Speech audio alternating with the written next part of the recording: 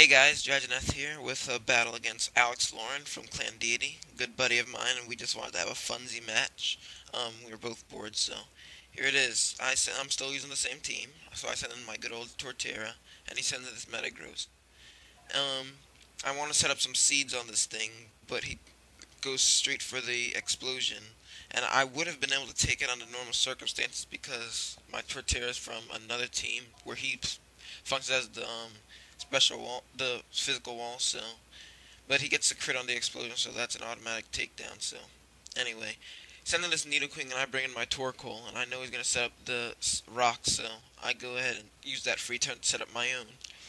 Cause Torkoal's my spinner, so I can get rid of his. But I was thinking I could take the Earth Power, and I believe I could have, and but he gets the crit and it takes me down, which really sucks. As you see right now, he's starting to set up the toxic spikes, and I no longer have a spinner to get rid of them. And it's not going to really pose too much of a problem because most of my Pokemon either fly or they're they're bulky enough to deal with toxic. So um, I'm not too worried there, but it's just annoying to have that extra damage when I don't need it. So while he's finishing up his spikes, I'm going to just try and ice beam him down some, and he hits me with an earth power. And thanks to my good spongy abilities with my awesome lantern, it doesn't really scratch me, and I get a useless crit on my ice beam and finish him off. So now he's sending this Vaporeon, and with the toxic spikes out and the stuff, like I know it probably has a roar, so I'm just gonna set up the poison instead of protecting. Just so I can start stacking some dots on him and whittling him down. Luckily he brings in my Flygon, so I'm not affected by the spikes, and the rocks don't really do anything to me.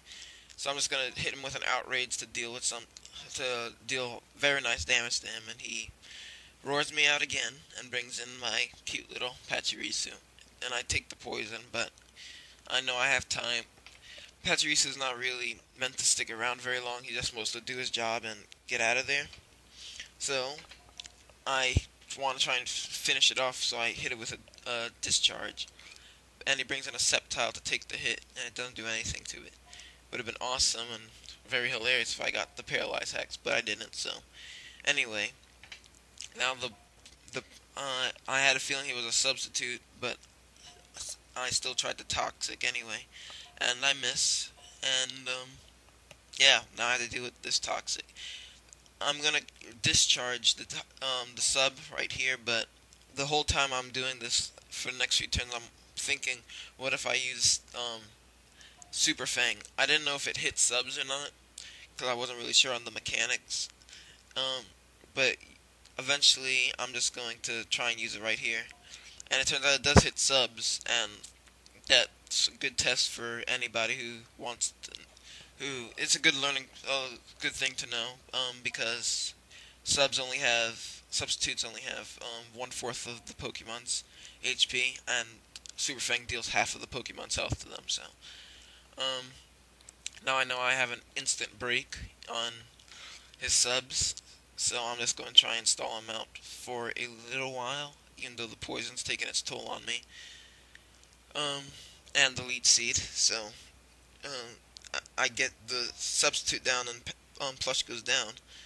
And here I bring in my Excellion, my Togekiss, and I forget about the Protect. Me, the master of Stalwart, I forgot about the Protect on the Sceptile, so I kind of wasted the extreme speed, but I knew he was going to bring in a Ghosty, so I knew he wouldn't expect me to hit him twice with extreme speed, so I decided to go with Flamethrower. And it turned out he switched out to this thing, and it did a decent amount of damage.